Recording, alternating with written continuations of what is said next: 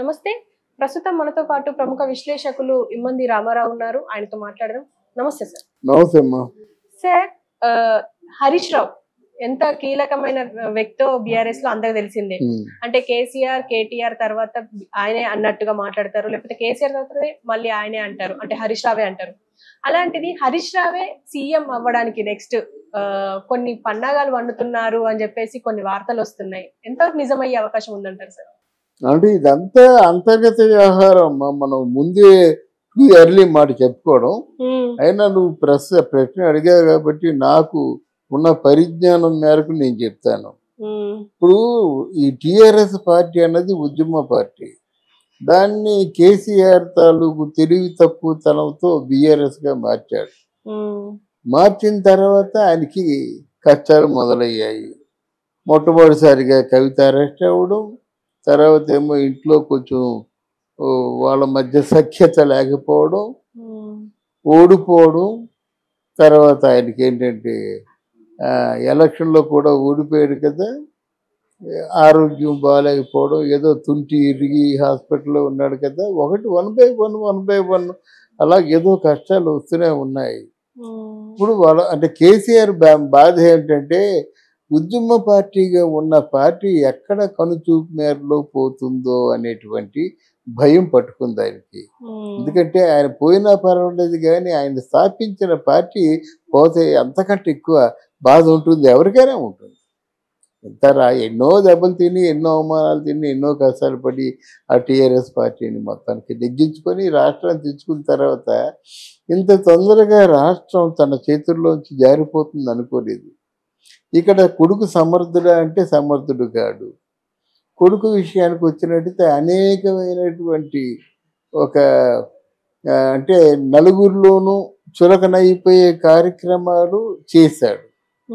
ఆ phone tapping కావచ్చు, లేకపోతే ఇంకెవరితో స్నేహాలు కావచ్చు, వాళ్ళ మారిన విధంగా డబ్బులు ఖర్చు పెట్టవచ్చు, కొన్ని హోటల్స్ బుక్ చేసేసుకోవడం, కొన్ని రిసార్ట్స్ బుక్ చేసేసుకోవడం, ఇలాంటివి. అంటే వయసులో ఉన్నాడు కనుక ఆయన కొంచెం అంటే ప్రత్యర్థుల కళ్ళల్లో పడే కార్యక్రమాలు కొన్ని తెలుసో తెలియకో నిర్వహించాడు. ఇప్పుడు ఆయన మీద సాఫ్ట్ కార్నర్ ఉండదు. ఆయనకి ఇచ్చిన బాధ్యతని బాగా నిర్వహించాడు కానీ ఆయన క్యారెక్టర్ బిల్డప్ విషయంలో కొంచెం దెబ్బతిన్నాడు. అంటే ఎవరికైనా క్యారెక్టర్ ఉందా అంటే లేదు అని నిస్సిగ్గుగా చెప్పేయచ్చు. కానీ ఈయన ఏంటంటే మాంసం తిన్నాడు, బొమ్మికలు కూడా మెడలో కట్టుకున్నాడు. అందువల్ల ఇప్పుడు కేటీఆర్ని కొంచెం తీసి పక్కన పెడదాం. ఇప్పుడు మీ ఉద్యమ పార్టీలో ఉన్న ఏకైక నాయకుడు ఎవరు? హరీష్ రావు. ఆయన చేతి కింద ఎప్పుడు అంటే సంయుక్త రాష్ట్రాలుగా ఉన్నప్పుడు ఆయన చేతి కింద ఎప్పుడు ఒక 70 మంది ఎమ్మెల్యేలు ఉండేవారు. ఇప్పుడు కూడా ఉండేవారు అన్నమాట. అదే కదా కేసీఆర్ భయం. అందుకే కదా హరీష్ రావుని ఎడంగా పెట్టాడు. అది ఆయన ఆ భావంతోనే కేటీఆర్ కూడా హరీష్ రావుకి ఏంటంటే హరీష్ రావు పార్టీ పగ్గాలు ఇచ్చినట్టు నేను ఉండను అని పేచి పెట్టాడు. పార్టీ పగ్గాలు కేటీఆర్కే ఇచ్చాడు.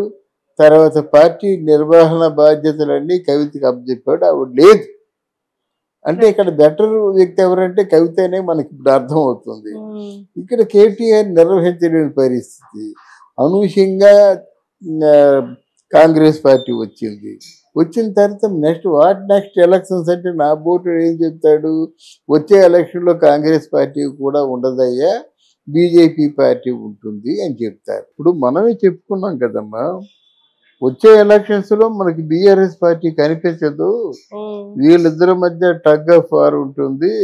దాంట్లో బీజేపీకి వనరులు ఎక్కువగా ఉన్నాయి, బీజేపీ పార్టీ అధికారం చెలాయించగలదు, కేంద్రం ఈలోగా కొన్ని నిధులు ఆ పార్టీ పేరుతో విడుదల చేస్తుంది కనుక ఆ పార్టీకి రాను రాను క్రేజ్ పెరిగే అవకాశాలు ఎక్కువ కనిపిస్తున్నాయి.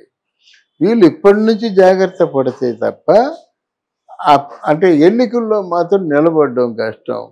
వీరికి ఉన్న అడ్వాంటేజ్ ఏమిటంటే రాష్ట్రం తెచ్చిన పార్టీగా ఎప్పుడు కూడా కేసీఆర్కి, హరీష్ రావుకి ఆదరణ ఉంటుంది. కొన్ని తప్పులు జరిగిన పార్టీగా మీరు పార్టీలోకి వచ్చినప్పటికీ ఎప్పటికీ మీకు ఎవరు ఊహించని విధంగా ఆస్తులు పెరిగాయి కదా, అది మీకు మైనస్ పాయింట్ అవుతుంది. ఈ రెండింటినీ బేరీజ్ వేసుకొని సమతుల్యంలో నాయకత్వం వహించవలసిన బాధ్యత హరీష్ రావుకు ఉంటుంది. అండ్ హరీష్ రావు ఇప్పుడు ఒక పన్నాగం పన్నుతున్నారు, కావాలనే ఎమ్మెల్యేలని కార్యకర్తల్ని బయటకి పోయేలా చేస్తున్నారు, బీజేపీలో పార్టీని కలిపేస్తారు అని చెప్పేసి, అంటే బీఆర్ఎస్ ని బీజేపీలో కలిపేస్తారు అని చెప్పేసి కూడా మంత్రాలు జరుగుతున్నాయని అంటున్నారు. బీఆర్ఎస్ లో కలపరమ్మా, ఎందుకంటే కష్టపడి సాధించుకున్న తెలంగాణ పార్టీని బీజేపీలోకి ఎలా కలిపేస్తారు, అది నా డౌటే. అలా కాకుండా మీకు మా సంపూర్ణమైన మద్దతు ఇస్తామండి అని చెప్పేసి అక్కడ మోదీ అమిత్ షా ఉంటుండగానే చేయగలరు వాళ్ళు, ఇంకోళ్ళు అయితే వాళ్ళు యాక్సెప్ట్ చేయరు. మోదీ ఏంటంటే వీళ్ళకి కావాల్సింది బలగం కావాలి, బాగా కావాలన్నమాట. ముఖ్యంగా సౌత్ ఇండియాలో ఇంతవరకు అడుగు పెట్టలేకపోతున్నారు. బాగా ఎక్కువ పాత్ర వేసుకుంది ఎక్కడంటే తెలంగాణలోనే. అక్కడ కూడా 8 సీట్లే వచ్చాయి, ఎక్కువ రాలేదు. అంటే వచ్చాయి అంతకుముందు ఒకటే. అందువల్ల వాళ్ళతో విలీనం చేసేదానికి ఏముంది, విలీనం చేసేదానికి వీళ్ళు నెగ్గవలసిన అవసరం లేదు, నెగితే కలవలసిన అవసరం లేదు. కానీ కాకుండా పార్టీ నిర్వహణ ముఖ్యం. ఇప్పుడు ఎంతవరకు అయితే ఉన్నారో వాళ్ళని కాపాడుకుంటూ మళ్ళీ బేసిక్ ఫిగర్ దాటేలాగా వాళ్ళ దగ్గర పెట్టుకుంటే వచ్చే ఎలక్షన్స్లో వాళ్ళు నెగ్గుతారన్నమాట. తదితర జడ్పీటీసీ, ఎంపీటీసీ కొన్ని నామినేటెడ్ పోస్టులకి జరిగే ఎలక్షన్స్ ఉంటాయి కదా, అవన్నీ కొట్టుకుంటారు వాళ్ళు. తెలంగాణ టీఆర్ఎస్ పార్టీ అంటే బీఆర్ఎస్ పార్టీ చేజిక్కించుకుంటారు అన్నమాట. దీనికి నిర్వహణ బాధ్యతలు స్వీకరించే వాళ్ళు ఎవరు? కేసీఆర్కి వయసు అయిపోయింది, కేటీఆర్కి అంత ఓపిక లేదు, కవిత జైల్లోని చూస్తుందో రాదో తెలియదు. ఇంకా మిగిలింది హరీష్ రావు. హరీష్ రావు మీద నెగిటివ్ ఇంప్రెషన్ ఎవరికి లేదు. హరీష్ రావు మంచివాడైన అభిప్రాయం ఉంది. హరీష్ రావు మాట వింటారు. ఇప్పుడు కూడా హరీష్ రావు చెప్పు చేతల్లో ఉన్న వాళ్ళు ఒక 20-30 మంది ఉంటారు అన్నమాట.